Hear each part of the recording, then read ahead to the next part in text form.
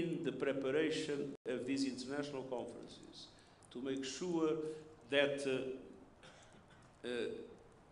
what makes things move is part of the agenda is absolutely essential.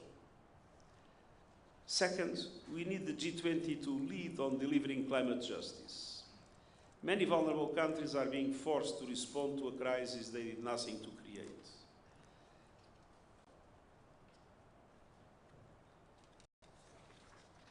Meanwhile, they lack the necessary financial support to seize the benefits of clean energy, to spur prosperity and eliminate poverty.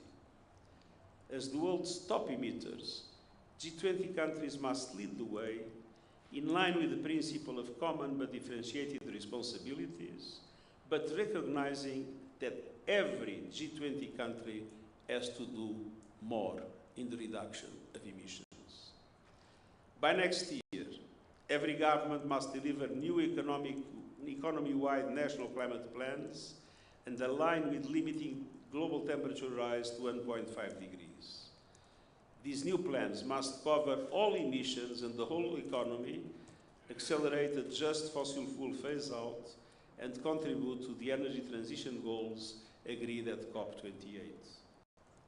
At the same time, we need developed countries supporting developing ones with adequate, affordable, and accessible finance and technology, through meaningful contributions to the New Loss and Damage Fund, by doubling adaptation finance by next year as promised, and by forging new partnerships, like the Just Energy Transition Partnership that South Africa has pioneered, to pave the way to a renewable future for all countries swiftly and fairly. And we must also ensure that Africa's critical mineral resources that can power the renewables revolution worldwide benefit Africans first and most. We cannot repeat the mistakes of the past. The UN panel on critical energy transition minerals, co-chaired by South Africa and Sweden, identified a set of principles and recommendations, and the European Union,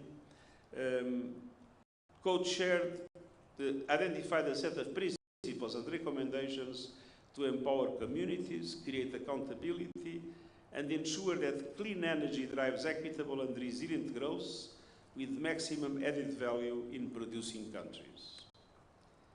And third, we need the G20 to lead on technological justice. From digital technology to artificial intelligence, the developing world needs to access and benefit from the technological revolution. At September Summit of the Future, world leaders endorsed the Global Digital Compact to spur progress across all these areas. The Compact includes the first universal agreement on the international governance of artificial intelligence, ensuring that every country has a seat at the AI table. It calls for an independent international scientific panel on AI and initiating a global dialogue on its governance within the United Nations. And it requests options for innovative voluntary financing for AI capacity building in developing countries. We need the G20 supporting developing countries as they invest in the digital-driven systems and solutions that their people need to boost prosperity, to create jobs, and to drive sustainable development. Across all these areas, you as G20, Sherpas, finance ministries, and central bank representatives are essential in helping to set the agenda and ensure that resources are aligned globally and nationally to bring it to life. I look forward to working with the G20 presidency of South Africa to help transform the words and commitments of the Pact into results for all countries. And I thank you for your patience.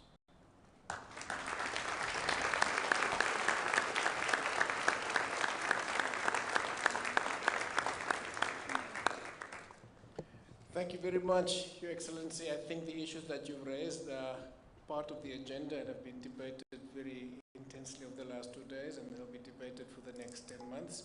I'm not sure if our Minister would like to say a few words before we thank you again. No, let's Ladies and gentlemen, and colleagues, welcome. I will be going to be with you for a while this afternoon. I'm welcoming my colleagues from the finance track. There's not much that I'm going to say for this time, other than thanking the Secretary General in his busy schedule to decide to make a turn here. And he's got an urgent meeting to do, is meeting the President in the next 45 minutes, and I think we should be able to release him to do this way to Pretoria. Thank you very much, the Secretary General. It's a great pleasure.